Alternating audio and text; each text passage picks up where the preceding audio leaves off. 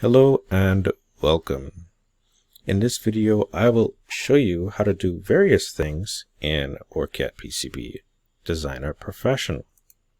You can also do these things in Allegro, so it just depends. In this video, we will show you how to, I will show you how to do component location, how to find component locations, track width of selected nets, how to find your track lengths, hole drill sizes, all kinds of things. Okay, first let's start with component location. So let's say you want to find a component, let's say C1 or something like that. You can hit enter in the find window. How do you find this? You go to display, windows, turn on your find window. It'll appear on the left or the right panel.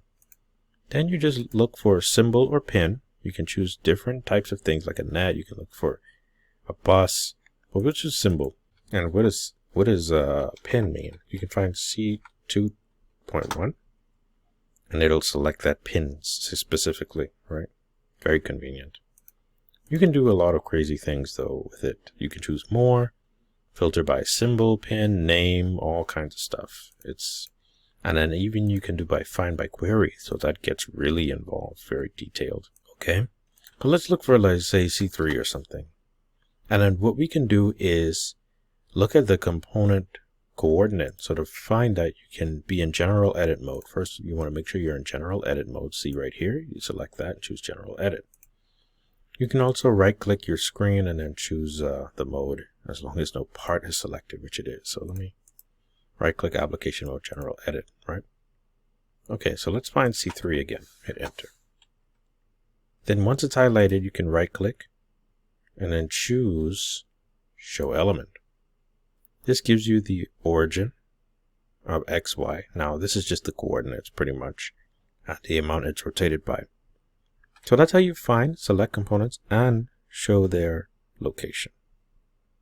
If you want a location report for all your components, you can go to export, then choose the reports, quick reports, then choose placed component report. You'll get this document that shows the coordinates of all your components. Very nice. Next, let's look for track width of a selected net. So let's say you want a specific net, say, who knows, ground net, and hit enter, right? And then you want to find the track width. What you can do actually is select here. You can let go of your mouse while it's over your track and then look at the pop-up and it says the width of the trace. How do you know if it's in millimeters or mils? You look at the bottom of your screen. Okay, that's right here, mils. Right, now if you want, you can right click super filter for net. So let's look net, and then there you go, and it selects the entire net, even the shapes connected to it. You can also right click super filter and choose connect line, then this only chooses that line. And you can right click again, do show element, and then look at some more details about it. See all the segments, the length. That's the next thing as well, track length. That's how you find track length. Okay, so let's say you want to find the gap between two nets. This one's a little tricky, but we can do a application mode, general edit, still make sure we're good. Super filter for I would choose, you can choose connect line segments. This chooses just the segment of a connected line. See, so the connected line goes all the way from one pin, connects one pin to the next pin. A segment of that connect line is this, and then this splits it up into segments. And then you can find the distance between here and here. Well, how do you do that? Okay, we use the measurement tool. So you can go to check, measure, select your first net.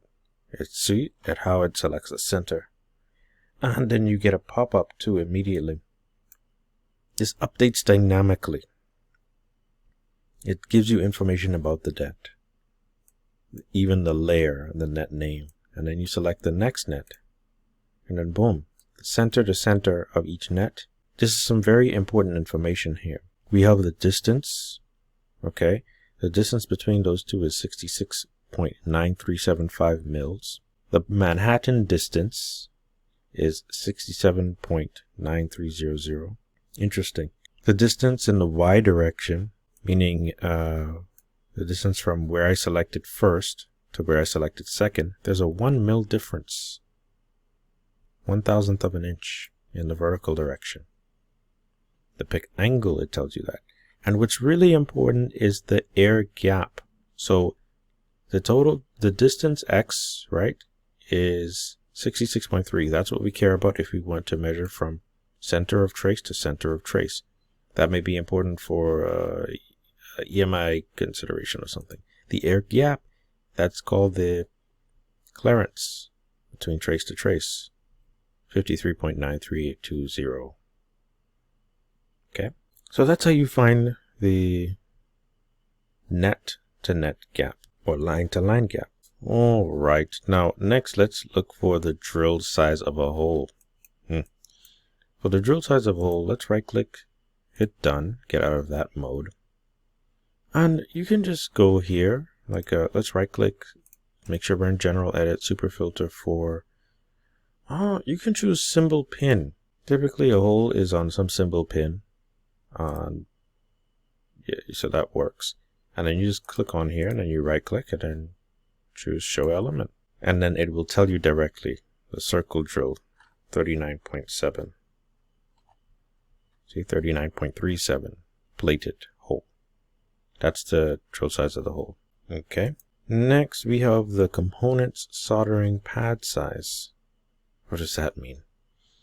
When you have a component and you want to find the amount of copper that's on that pad or hole, you pretty much need to you can right click on it and choose modify design pad stack and then all instances, and then pad stack editor appears. This is a different tool or utility. Then pad stack editor shows you the distance. So you see right there, from edge of the hole to edge of the pad, that is the amount of copper you have to solder something to solder a lead to. Okay, and then the last thing I want to show you is how to highlight multiple nets. You know, you highlight any number of nets you want. You can right click, let's go to general edit, right click, super filter, and then choose nets. Now here's the thing, there are multiple ways you can do this. I'll show you 2 ways. You can select one net, hold down the control key. Now if you're in Altium or something, you can hold down the shift key, but for in OrCAD or Allegro, you hold down the control key and then you select your next net. And then you select the other net, something like this. That's graphically, if your nets are close enough and you want to find them. Then you can do some things like maybe right click, show element. That's the first net, and it shows you information for the second net and the third net. Easy. But what's the other way? We can go by net, right? And then choose more. Not that that's necessary to do that first part, but you can do a 3.3, and then let's say we want 5 volt USB, and then we also want 80. And then choose apply. All the nets get selected. That's how you select multiple nets. Alright then. I hope this has been useful for you. And these are answers to a specific question by someone. So that's how you do that for any board file in OrCAD. Thank you for watching and have a good one.